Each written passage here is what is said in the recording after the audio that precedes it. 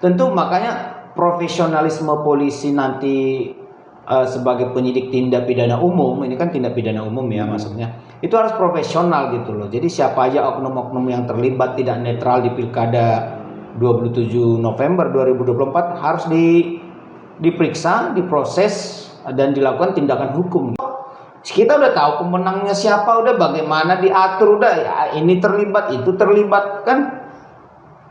Kita ini mendidik ya. Saya lihat para pejabat ini sekarang mendidik atau nggak sadar mendidik masyarakat umum dan generasi muda itu seakan-akan melegitimasi tindakan-tindakan yang tidak pas. Apa yang kita dengar sanksi tegas nggak ada, kecuali DKPP. Kita apresiasi dulu ketua KPU Hashim itu ya dipecat gitu karena memang pelanggarannya ya keterlaluan gitu. Nah, jadi maksud saya tidak harus kasus-kasus yang sangat besar, selebritas, bombastis baru ada sanksi, enggak. Yang kasus-kasus kecil-kecil ini juga yang tersebar di banyak daerah ini saya minta Bawaslu dan KPU ya bertindak tegas gitu loh kepada para pelanggar ini. Sendi-sendi bernegara mengenai negara hukum, rule of law segala macam tidak terimplementasikan di pilkada. Ini kan akan menjadi satu kembali kegagalan kita sebagai negara hukum. Setelah pilpres kemarin amburadul, masa pilkada mau amburadul lagi?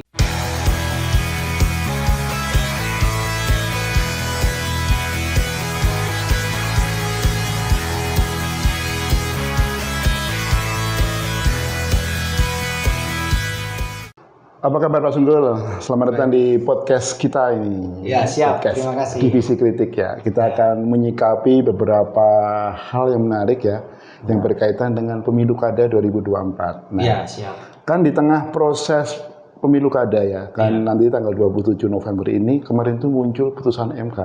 Ini menarik gitu ya. Betul. Nomor berapa ya kalau nggak salah? Nomor 136 ya. PUU 2024 ya, tentang uji materi soal undang-undang pilkada. Itu bisa dielaborasi kita nggak itu? Karena kan di tengah sekarang ini munculnya isu-isu pemberitaan yang berkaitan dengan isu netralitas pejabat negara, ASN, TNI, Polri yang tersebar di berbagai wilayah gitu. Ternyata di tengah itu muncul itu. Apakah itu bisa langsung ditindaklanjutin sekarang ini putusan itu, atau memang harus menunggu nanti PP yang baru atau apa begitu? Oke. Jadi pertama itu kan putusan MK itu kan sifatnya direct executable. Jadi bisa langsung dieksekusi tanpa perlu peraturan pelaksana atau aturan pelaksana lainnya. Itu pertama. Kedua, ini kan bisa diterapkan langsung karena pilkada sendiri untuk 2024 kan belum berlangsung. Tanggal 27 November nanti. Tapi kan proses sudah berjalan. Ya nggak apa-apa prosesnya. Karena memang putusan MK itu sebenarnya semangatnya sudah ada di Undang-Undang Pilkada yang 2015, 2016 soal netralitas pejabat negara, netralitas ASN, pejabat pemerintah, kepala desa segala macam ya. Khusus untuk putusan MK 136 2024 ini menambah frasa TNI Polri. Jadi kan di Undang-Undang Pilkada sebelumnya tidak ada satu aturan yang tegas menyangkut netralitas TNI Polri dimuat di situ di Undang-Undang Pilkada.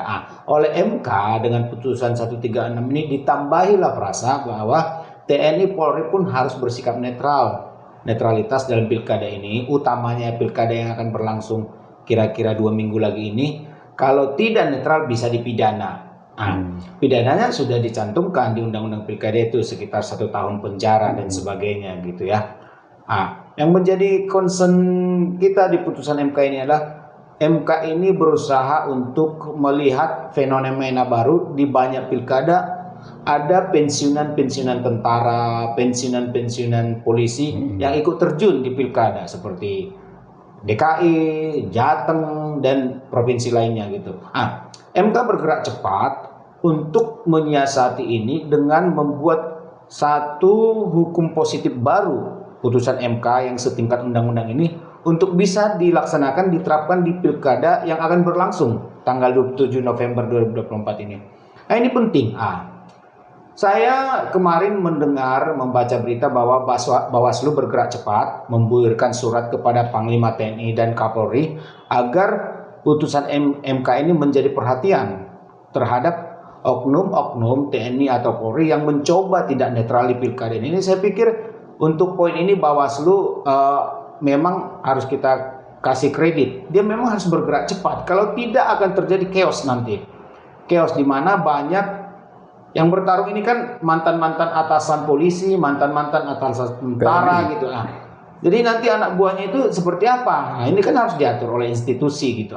Bawaslu sudah menyurati Panglima TNI dan Kapolri untuk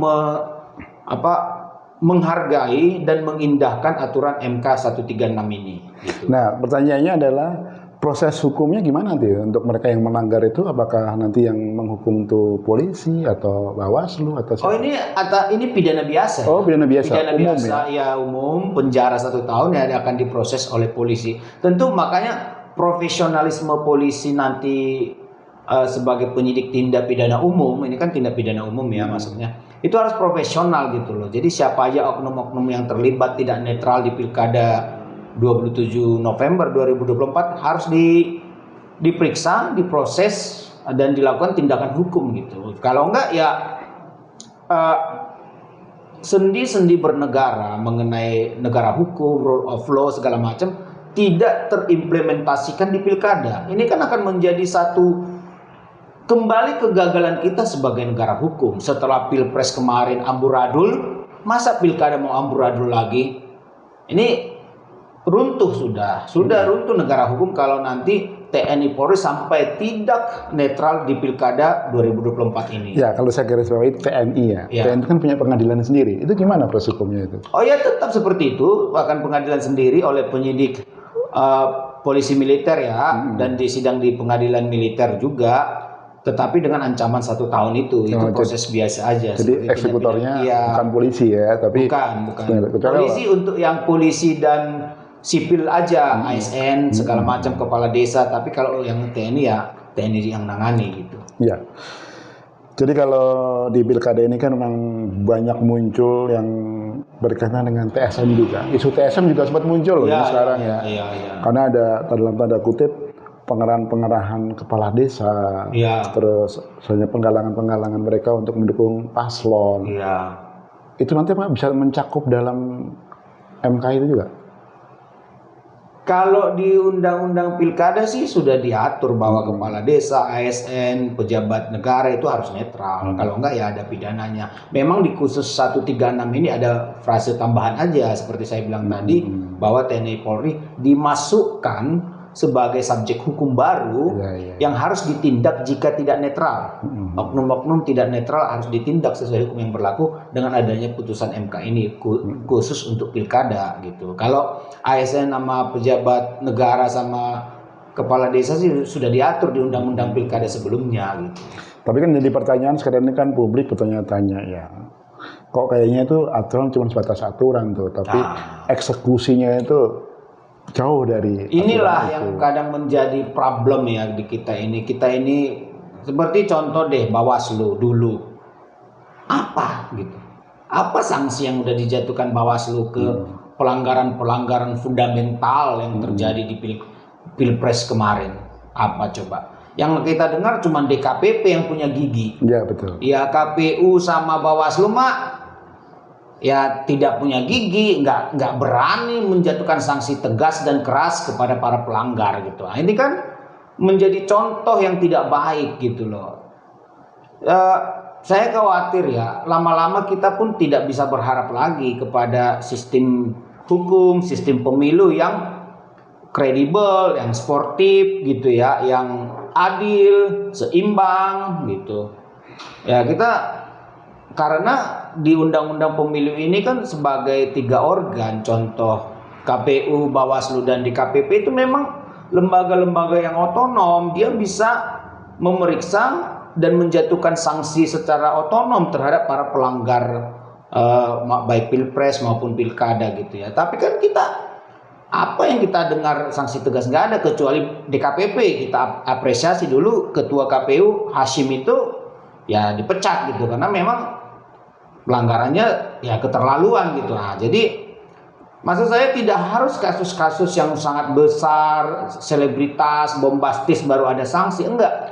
Yang kasus-kasus kecil-kecil ini juga yang tersebar di banyak daerah ini saya minta Bawaslu dan KPU ya bertindak tegas gitu loh kepada para pelanggar ini supaya ada nilai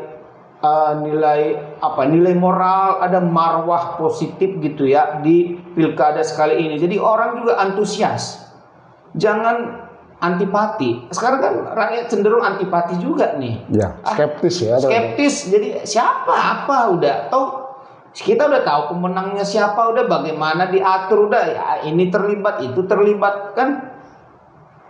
Kita ini mendidik ya. Saya lihat para pejabat ini sekarang mendidik atau nggak sadar mendidik masyarakat umum dan generasi muda itu seakan-akan melegitimasi tindakan-tindakan yang tidak pas, tindakan-tindakan melanggar hukum dalam kontestasi pemilu, dalam kontestasi pilkada. Ini kan nggak benar gitu loh. Ini kan yang pejabat-pejabat ini kan udah tua-tua semua nih, ntar lagi pada mati, ya kan? Diganti oleh generasi-generasi muda, tapi meninggalkan legacy yang nggak pas gitu loh, legacy yang nggak patut ditiru. Ini di Indonesia mau dibawa kemana? Dengan rezim baru ini juga mau dibawa kemana? Ini saya mengetuk pemerintahan yang baru ini. Ini, come on, mau dibawa kemana sistem hukum dan sistem pemilu kita ini gitu loh, ya. Apakah berlaku sama rata ke semua, equality before the law, atau tebang pilih? Nah, ini menjadi renungan bagi kita semua. Gitu. Tapi ngomong-ngomong kan Bawaslu itu apa nggak mereka terkendala juga dengan undang-undang nggak sih mereka yang akhirnya tidak bisa memberikan sanksi yang tegas gitu?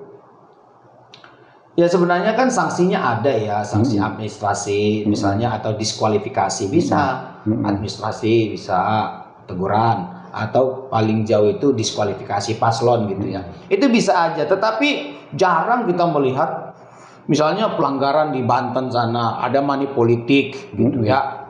Kemudian di Jateng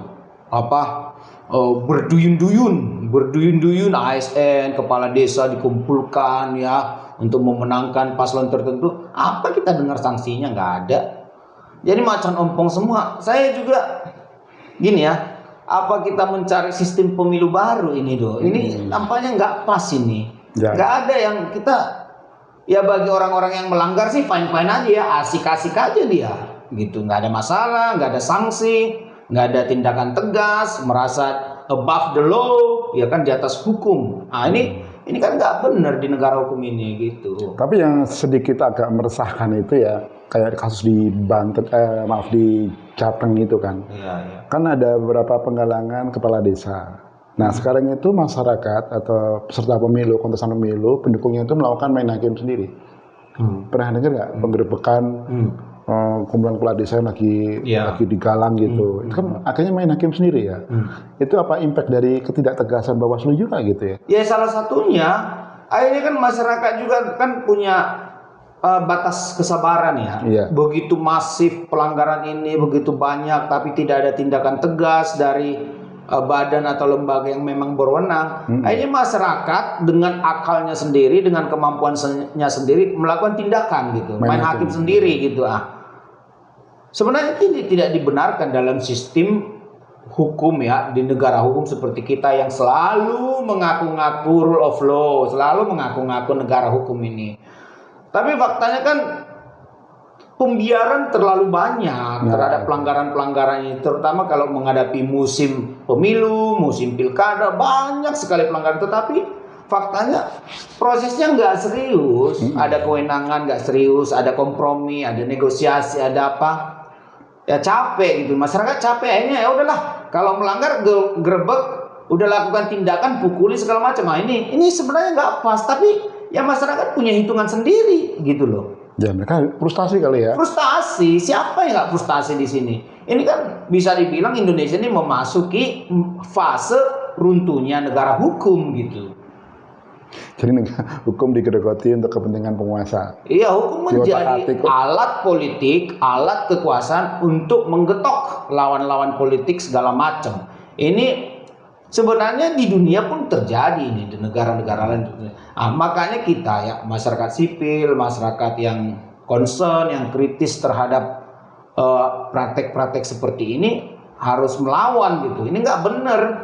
Kalau nggak bubar aja kita, bubar aja, ngapain bernegara juga begini? Bubar aja gitu loh. Semua ketidakadilan dibiarkan, tidak diproses gitu. Ngapain? Tapi yang menarik juga ini di sini ya, di proses pemilu kada ini menjelang pencoblosan tanggal 27 ini muncul lagi itu isu bansos ya. Meskipun kemarin sempat dari Kemendagri itu akan menunda penyaluran bansos ya. Tapi seolah kita itu ya akhirnya menggunakan platform yang udah berhasil kemarin akan diulang lagi gitu. Iya.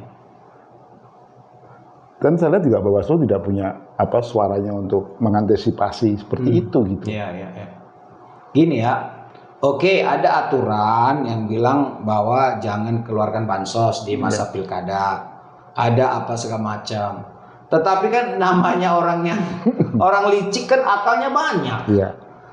Banyak dia bagaimana dia menyiasati aturan, bagaimana dia hengki-pengki, bagaimana dia cara berkelit, kan dia pelajari juga dan dipraktekkan. Makanya hukum itu kan tidak berguna tanpa sanksi yang keras. Hukum itu nggak berguna tanpa tindakan aparat menjatuhkan sanksi, mengawasi, menjatuhkan sanksi yang keras gitu loh. Ini nggak akan berguna, nggak bergigi gitu loh. Makanya kalau mau kita tertib ya, semua mendapat kesempatan yang sama dalam kontestasi pemilu atau pilkada, dalam hal ini pilkada yang fair gitu ya. Terus persamaan perlakuan ya. Kemudian tidak ada dipilah-pilah segala macam, bertarung aja biar masyarakat yang menentukan. Ini sebenarnya akan membuat kualitas demokrasi kita naik, kepercayaan dunia akan tumbuh, yang berujung kepada katakan investasi lah, income yang banyak lah, itulah semacam seperti itu. Tapi kan kita melihat, coba deh di data terakhir deh, terhadap NGO luar negeri yang memantau concern khusus soal demokrasi. Indeks demokrasi kita kan turun terus gitu loh. Dan bahkan ada statement bahwa 10 tahun terakhir ini di titik nadir gitu. Ini yang harus kita diperbaiki. Saya berharap sih pemerintahan Prabowo Gibran ini ya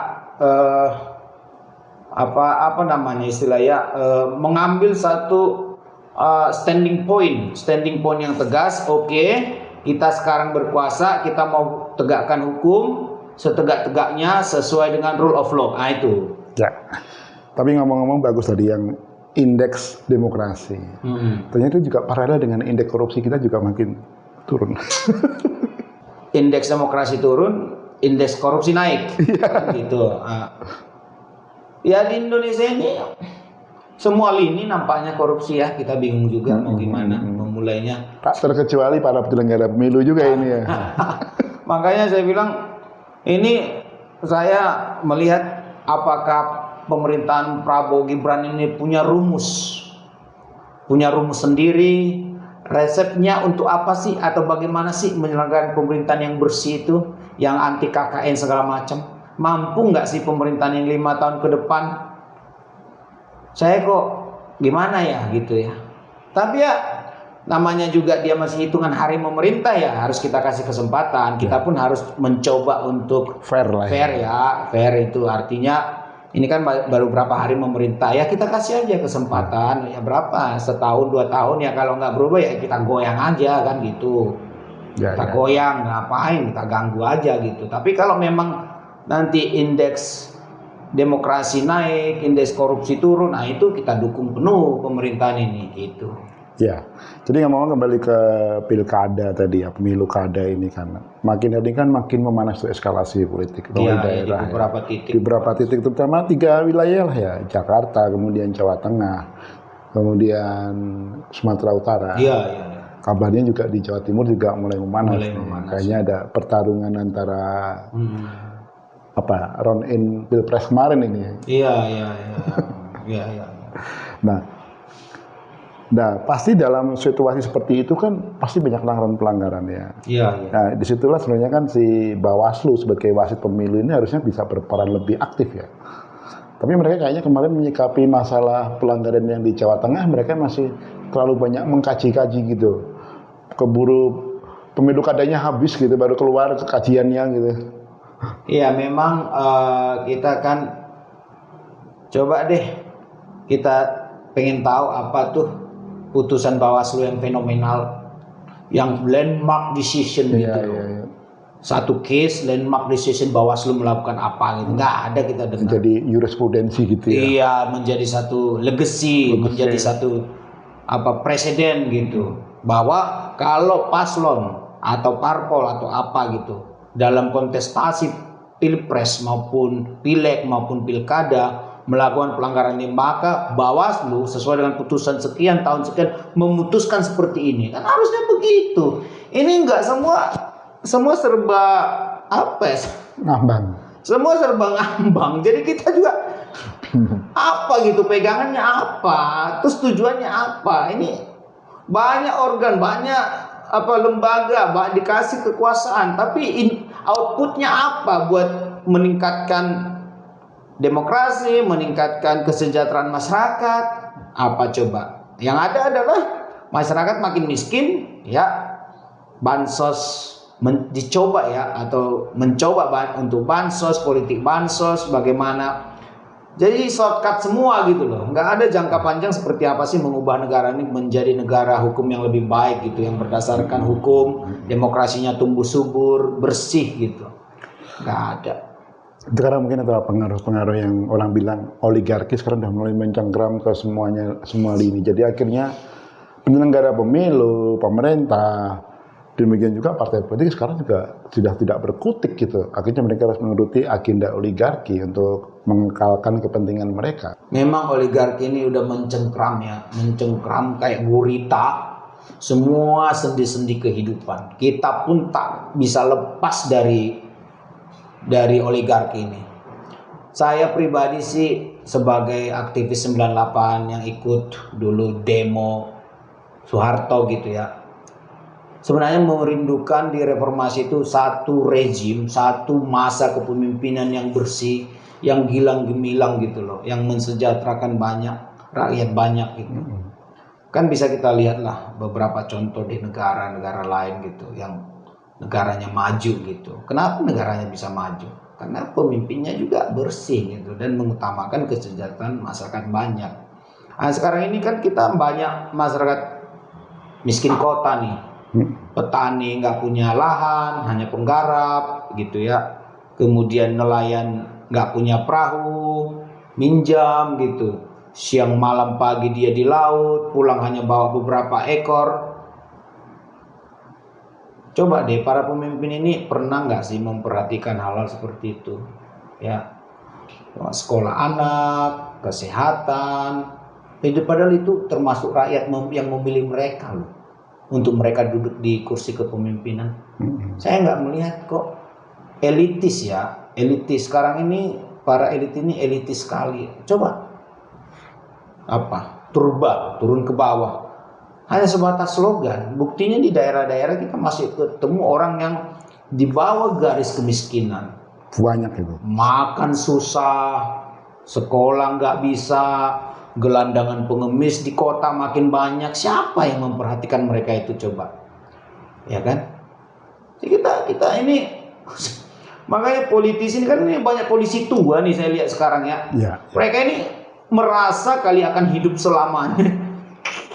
Mungkin mereka merasa hidup selamanya di dunia ini, dan mereka sangat mencintai dunia ini, memegang erat-erat dunia ini, sehingga udahlah, yang penting gua tumpuk kekuasaan, gua tumpuk kekayaan, lu mau makan tak makan kek ya karena lu bodoh atau apa. Kan nggak seperti itu konsep hidup manusiawi, insani, hidup bernegara, apalagi nggak seperti itu gitu loh. Itu kan kapitalisme kelas berat kalau berpikir seperti itu. Ini kan kita keadilan sosial bagi seluruh rakyat Indonesia, sila kelima. Mana kalau namanya keadilan sosial, kekayaan ini nggak bertumpuk di tangan hanya segelintir orang.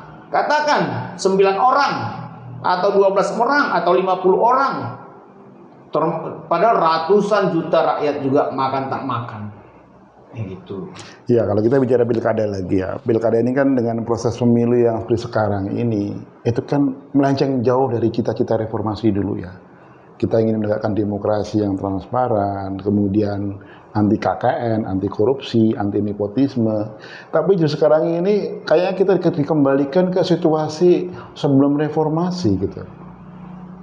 Termasuk dalam proses pemilu juga. Kalau sebelum reformasi kan pilkada itu pemimpin daerah itu dipilih oleh DPRD gitu ya. Tapi proses pemilu lah kita bicara secara proses umum. Pemilu secara umum. Yang saya mengambil benang merahnya adalah bahwa pilkada ini pun tidak memberikan harapan akan menghadirkan pemimpin-pemimpin daerah yang berjanji lahir batin akan mensejahterakan masyarakatnya gitu loh. Nggak ada sekarang berani berjanji lahir batin. Semua kan sekarang serba instan, bayar, money politik, segala macam. Saya khawatir, ya banyak ya kekhawatiran saya dari tadi gitu. Saya khawatir memang 5 tahun, 10 tahun ke depan pun kita akan begini-begini aja, bahkan hidup makin berat gitu. Cari uang juga susah sekarang. Seakan-akan semua pintu pemasukan, income tertutup gitu ya. Bahkan ada beberapa ngeluh ke saya, nampaknya Tuhan lagi nggak senang gitu. Pokoknya semua pintu rezeki seolah-olah tertutup kan gitu. Sebenarnya kan kalau di negara seperti Indonesia itu kaum miskin kota, rakyat jelata itu penggarap yang nggak punya lahan, nelayan yang nggak punya kapal, itu tanggung jawab negara. Ya. Karena konstitusi kita belum berubah. Pasal berapa itu? 34 yang mengatakan fakir miskin dan anak-anak terlantar ya harusnya jangan dipelihara, tapi menjadi tanggung jawab negara untuk mensejahterakan. Harus begitu kalimatnya. Nanti kalau fakir miskin dan anak terlantar dipelihara oleh negara, ya dipelihara supaya tetap fakir dan miskin gitu loh kan. Orang kan memplesetkan seperti itu ya. Memang harus banyak fakir dan miskin gitu loh. Karena memang dipelihara fakir dan miskinnya. Ya gitu. Negara punya pekerjaan gitu. Nah, kan nggak seperti itu. Jadi bahkan di negara-negara paling kapitalis sekarang ini pun, contoh katakan di mana? Di Amerika ya. Bahkan pengangguran pun digaji sekarang. Iya, betul. Pengangguran digaji. Jadi jangan sampai ada rakyat atau masyarakat itu makan aja susah. Sakit sampai sesakit-sakitnya tidak ada pertolongan. Tidak ada dari aparat desa memberikan bantuan kesehatan, tidak diperhatikan, tidak dirujuk ke puskesmas. Ini gembar-gembor kita dengar program pemerintah, tapi gembar-gembor pula kita dengar kasus-kasus seperti itu. Jadi nyambung nggak sih program dengan para end user gitu ya, masyarakatnya ini dengan program-program pemerintah? Ini harus diawasi seperti itu. Ya. Tapi nggak mau untuk kembali ke soal kaitannya reformasi, kemudian dengan seleksi kepemimpinan sekarang. Kan kalau kita bicara reformasi kan sekarang yang memimpin di atas itu kan lahir karena ada reformasi, ya kan? Karena ada pemilihan terbuka, demokratis ya. Tapi justru sekarang mereka itu berkhianat kepada cita-cita itu sendiri itu. Seolah ternyata di atas tuh enak ya. Kayaknya mereka udah lupa ya dengan apa yang dulu pernah menjadi cita-cita itu. Sekarang kan Gen Z, Gen Alpha ini kan jangan-jangan mereka pun reformasi udah nggak tahu apa artinya, gitu. Apalagi yang memerintah sekarang kan, ya kita tahu lah. Ada kisah-kisah lah di baliknya itu gitu. Jadi saya sih berharap pilkada ini ya adalah pemimpin-pemimpin yang benar-benar berjuang untuk rakyat, bukan mengumpulkan harta pribadi, bukan mengumpulkan untuk kesejahteraan kelompok, apalagi untuk memperkaya oligarki. Janganlah, berhentilah begitu-begitu.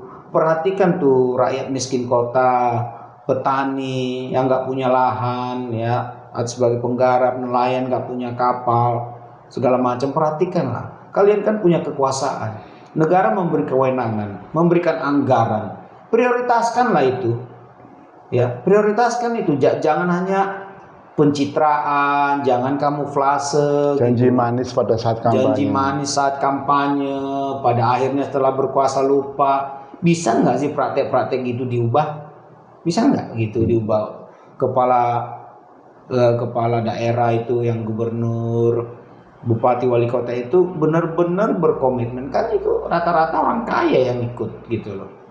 Ya kalau saya teringat ya, dulu ada di kitab suci lah ya, bahwa memang kekayaan itu kekayaan itu jika mau kekayaan pribadi ya, jika mau dibagi dengan yang lain, kemudian mengikuti ajaran Tuhan gitu ya, itu berat karena mereka merasa udah belasan tahun, puluhan tahun mengumpulkan uang, mereka harus tumpuk segala macam untuk anak, istri, generasi berikutnya.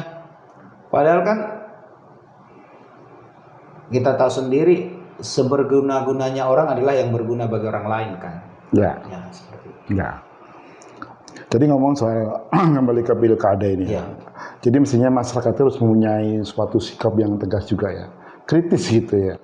Jadi kalau memang nanti mereka terpilih calon-calon itu, tapi tidak bisa memenuhi janjinya, juga harus dituntut gitu ya mereka.